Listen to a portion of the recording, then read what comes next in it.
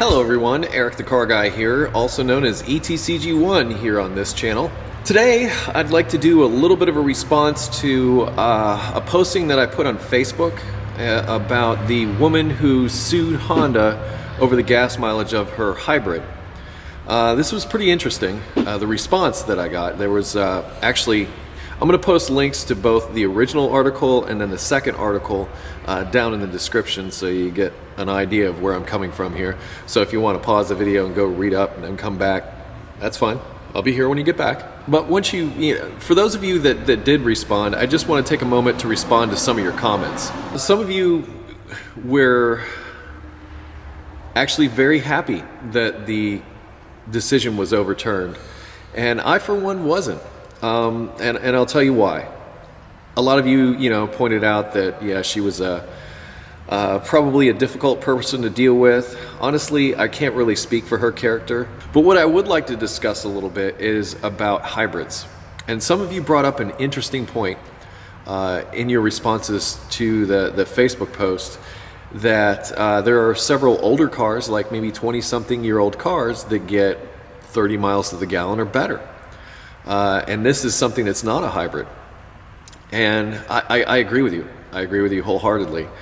In fact, I would even go so far as to say that the old CVCC Honda engines that had the super lean burn engines, they burned like at 21-to-1 air to fuel ratios, and they were carbureted. And I got to tell you, those things were getting high 20s back in the late 80s.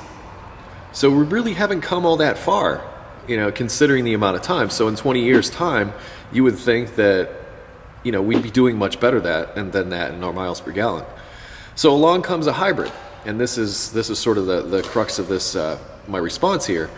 Along comes the hybrid, and that's something that's half electric and half gasoline engine. And for those of you that might not be familiar with what a hybrid is, it is precisely that. They use a gasoline engine coupled with an electric motor setup in order to drive the vehicle. So it's half and half. It's a hybrid. It's part electric and part gasoline powered. And it's interesting technology. They employ a lot of different strategies with it, and a lot of it, as many of you pointed out, really has to do with how you drive it. So if you drive a hybrid, like say in a spirited manner, you're not going to get the same kind of fuel economy you would get if you weren't driving it staying pretty much on the batteries in the electric motor. And this is what happens, is anytime the electric motor can't put out enough, the gasoline engine kicks in and of course burns fuel and gives you that extra power that you might need for a given situation. But for the most part, it's designed to run electrically. In fact, when you pull up to a stoplight, the engine will shut off. It won't be on at all. When you turn the car on, you don't hear the engine running because it doesn't need to run. It's got a very interesting flywheel / alternator / starter setup that's part of the flywheel. And the minute you hit the gas, that electric motor starts up and moves the vehicle. And then when it needs to be assisted, the gasoline engine kicks in.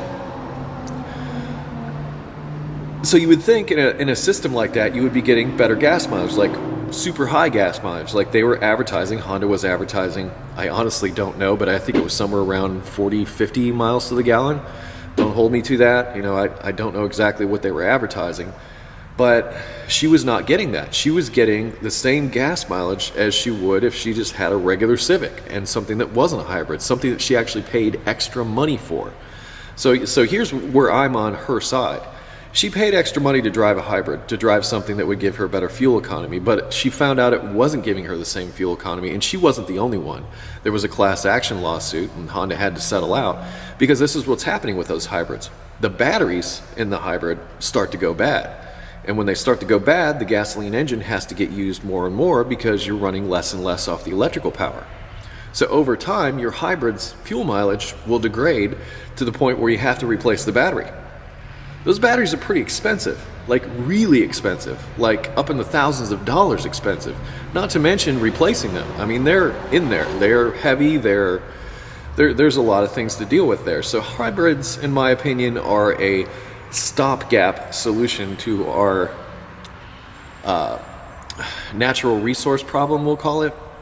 The price of fuel is directly connected to supply and demand, and a bunch of other complicated things. And those of you in Europe are probably laughing at us Americans because you've been paying extremely high prices for fuel for a long time, and it's really changed your vehicle design in Europe as opposed to here in the States. You probably look at an SUV here in the States and just laugh your ass off, and I don't blame you, because to fill up an SUV in Europe, you're talking, $500-600 just to fill up a tank, whereas here you might get away with 100 something. So obviously gas mileage is important, especially in these days where we're trying to save as much as we possibly can. Hence the reason you're probably watching my other show in the first place. But here's the deal. If hybrids aren't the solution, we have to find some other solution. And if a company like Honda, and I hate to say it because I like Hondas, if a company like Honda puts out a product that does not do what it's advertised to do, they should be held accountable for it. Now, she, being a lawyer, was smart enough to go outside of the class action and said, no, I'm not going to take your $20 or $30. I'm going to turn around and try to get the maximum I can get in small claims court, which was right around $10,000, and she was awarded that. Then that decision was overturned. That's kind of where this whole video gets its genesis. So here we are at an interesting point. The EPA, or the very system that's designed to try and create those fuel mileage standards, are kind of the ones that came in and said, we're going to side with the car company, which is kind of backwards if you think about it, because they're the ones that are supposed to hold the car companies accountable and say that if you're going to put a sticker on your window that says this thing gets 50 miles to the gallon, it's got to get 50 miles to the gallon, at least within a given amount of time. That's why she was awarded the suit in the first place. That's why she won, is because the hybrid was getting the same mileage as if she went in and got a regular Civic. So here we are. We're spending more money on things that are supposed to save us money and save us fuel, but they're not necessarily. And part of that's our fault because of the way we drive. If you drive it like a regular car, obviously it's not going to get the kind of mileage that you're expecting from it. But also, as the batteries degrade, like I said, it's also going to run more on the gas engine and the mileage will decrease as a result. So where are we? What is our solution? And you're probably going to ask me this question, and I hate to say this, but it's probably going to be higher fuel prices in the US that is going to drive the consumer to purchase more fuel efficient vehicles, whatever they may be, whether they be hydrogen. And I was a real big fan of hydrogen for a long time, until I found out that in order to make the reactors to make a hydrogen vehicle work, you have to use the same materials that are used inside catalytic converters, which are platinum and palladium. This is what I heard from an engineer. And what that means is the price of a hydrogen powered vehicle, though the fuel is about as plentiful as can be. In fact, hydrogen is the most prevalent element, component in the universe, the known universe. Hydrogen is it. There's more hydrogen than anything else. So in other words, it's not something we can run out of. It's something we can produce rather easily. But the infrastructure and getting that whole thing into place would probably be quite a challenge. And then there's vehicles that obviously generate hydrogen, and there's many different solutions. But I was, until I got to that point, because now we're not competing over oil, we're competing over the resources to make the hydrogen powered vehicles. And here's the thing. One of the reasons why fuel prices have gone up so much is because the rest of the world, I'm speaking from the Western world to the rest of the world, India and China mainly, are getting more and more vehicles, like at an exponential rate. They also want to drive. Who wouldn't? Who wouldn't? So that makes that whole supply and demand thing come into play, and the natural resources that we have are going to go down really quickly. So we need a solution. Like I said, I liked hydrogen until I found out it just might get us into the same boat, just fighting over platinum and palladium as opposed to oil and gas. So where do we go from here? I want to speak more directly to the lawsuit and Honda being held accountable, and then not being held accountable by the same people who are supposed to police the whole fuel economy thing. So I'm a little confused by that. And I'm not, well, I am saying I'm on her side, in that you know, she did have a point. She had a valid point.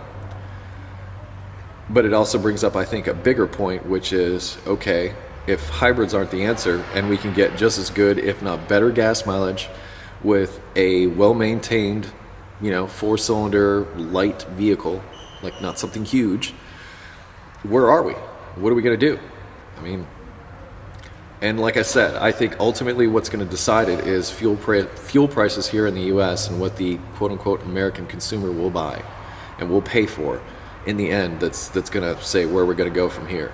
Because, you know, hydrogen vehicles are great, but you got to have an infrastructure to have like hydrogen stations. It's not like there's a hydrogen station on every corner, and the gas companies or the companies that sell gasoline are going to have to be on board with that also. So there's a lot. there's a lot of political stuff that's needs to be considered here. Way more than I can cover in this video. I just wanted to speak to my response to your Facebook post on that article about that lady who sued Honda because her hybrid was not getting the mileage that was advertised to get. So I welcome your responses.